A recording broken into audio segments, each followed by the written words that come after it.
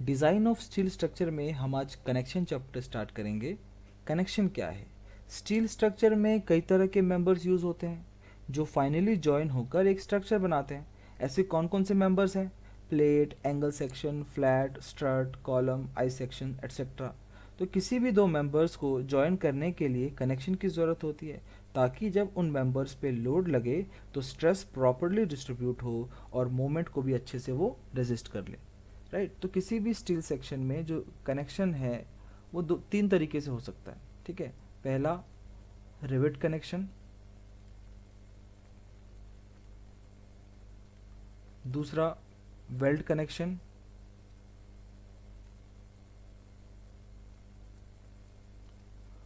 तीसरा bolt connection. आज के इस लेक्चर में हम लोग रिवेट कनेक्शन पे फोकस करने वाले हैं। ठीक है, रिवेट देखते हैं। तो रिवेट क्या है? एक राउंड बार है जो डक्टाइल स्टील से बना होता है। तो rivet is made up of round ductile steel bar.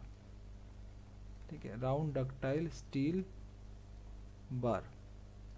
इसके दो पार्ट होते हैं रिवेट के, दो कंपोनेंट, पहला हेड एंड दूसरा बॉडी।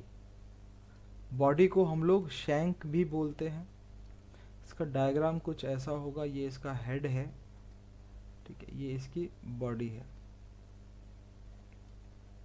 ये हेड होगा और ये बॉडी होगा। रिवेट का जो डायमीटर है वो बॉडी का जो डायमीटर है वही उसका रिवेट का डायमीटर कहलाया जाता है। ठीक है, याद रखिएगा, हेड का नहीं, बॉडी का जो डायमीटर होगा वो रिवेट का डायमीटर होता है। तो ये जो डी है, this is the nominal diameter of rivet. Nominal diameter of rivet. Types of riveted joint. Types of riveted joint.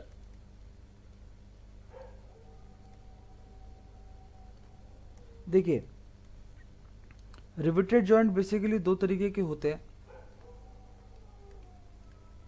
पहला लैप जॉइंट। लैप जॉइंट पे हम लोग एक मेंबर को दूसरे के ऊपर ओवरलैप करते हैं। और दूसरा बट जॉइंट। बट जॉइंट में हम लोग एक मेंबर को दूसरे मेंबर के एंड टू एंड पर रखकर उसमें हम कवर प्लेट लगाकर उसको जॉइन करते हैं। तो जो हम कवर प्लेट प्रोवाइड करेंगे वो सिंगल भी हो सकता है, डबल भी हो सकता है। अगर सिंगल प्रोवाइड करेंगे तो then it is known as single cover but joint. अगर डबल कवर यूज़ कर रहे हैं तो डबल कवर बट जॉइंट।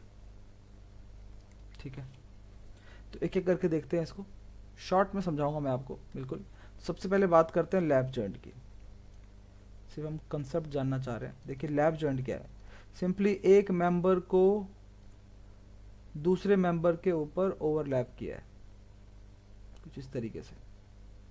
ठीक है, और इसमें हमने रिवेटिंग कर रखी है। कनेक्शन करने के लिए रिवेटिंग ज़रूरी है। यहाँ पर रिवेटिंग पढ़ रहे हैं। ये हेड है इसका। जो दूसरा एंड है वहाँ पे भी हेड बनता है because of the hammering process. ठीक है, तो ये रिवेटिंग है। अब यहाँ पर इसमें कुछ इस तरीके से फोर्स आ रहा होगा इस वाली प्लेट पे, इस तरीके से। ठीक है, तो ये हमारा लैप जॉइंट का कनेक्शन होता है। सबसे लीस्ट एफिशिएंट होता है ये। लीस्ट एफिशिएंट होता है ये। क्यों होता है लीस्ट एफिशिएंट? बिकॉज देखिए फर्स्ट कि ये जो फोर्सेस हैं, इन दोनों फोर्सेस का जो लाइन ऑफ एक्शन है वो सेम नहीं है। ठीक है, सेम नहीं होने की वजह से इसेंट्रिसिटी डेवलप हो रही है। ठीक है, और इस इसेंट्रिसिटी की वजह से कपल फॉर्म्स होते हैं।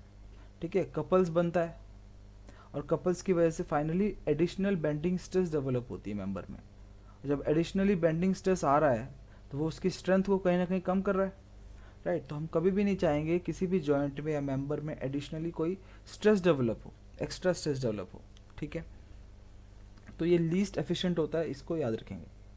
अच्छा, ये जो डिफरेंस है, जो distance between the two forces हैं, इनको हम लोग ग्रिप लेंथ भी कहते हैं। ठीक है, ग्रिप लेंथ। तो ये हो गया लैप जॉइंट। अब हम डिस्कस करते हैं सिंगल कवर बट जॉइंट को, ठीक है। Next is single cover but joint. तो सिंगल कवर बट जॉइंट जो है इससे बेटर है, किससे? लैप जॉइंट से। Single cover but joint. तो बट जॉइंट का मतलब एंड टू एंड मेंबर्स को हम लोग एंड टू एंड रखते हैं और फिर उसको हम लोग रिवेटिंग करते हैं। कैसे करेंगे? इसमें कवर प्लेट यूज़ करेंगे हम लोग। तो हमने टॉप पे कोई कवर प्लेट यूज़ किया और फिर हमने रिवेटिंग की इधर और एक इधर, ठीक है,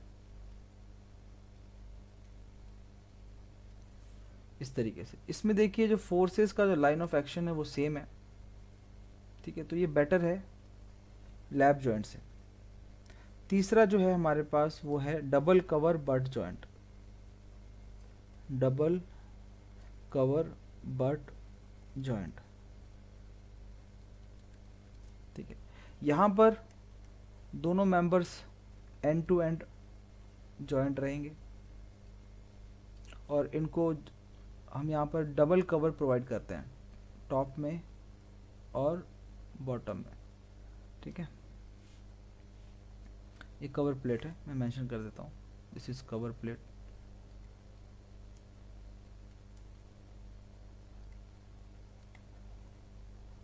यहाँ पे हमने रिवेट लगाया हुआ है, यहाँ पे हमने रिवेट लगाया हुआ है। अब बताइए सिंगल कवर बेटर है या डबल कवर बेटर है? ठीक है, यहाँ पर हमारा जो फोर्स आएगा कुछ इस तरीके से फोर्स अप्लाई हो रहा है। तो इसमें भी सेम वही लाइन ऑफ एक्शन सेम है, लेकिन ये ज़्यादा सिमेट्रिकल है, दोनों एक्सिस के अबाउट सिमेट्रिकल है, ठीक है। तो ये ज़्यादा बेटर रिजल्ट देगा, एफिशिएंट होगा सिंगल कवर से भी, ठीक है। तो मोस्ट एफिशिएंट लिख सकते हैं इसको, ठीक है। सबसे ज़्यादा मोमेंट रेजिस्टेंट होगा हमारा ये डबल कवर बट जॉइंट, ठीक है। ये भी लिख सकते हैं पॉइंट, ठीक है ना। Fully moment resistant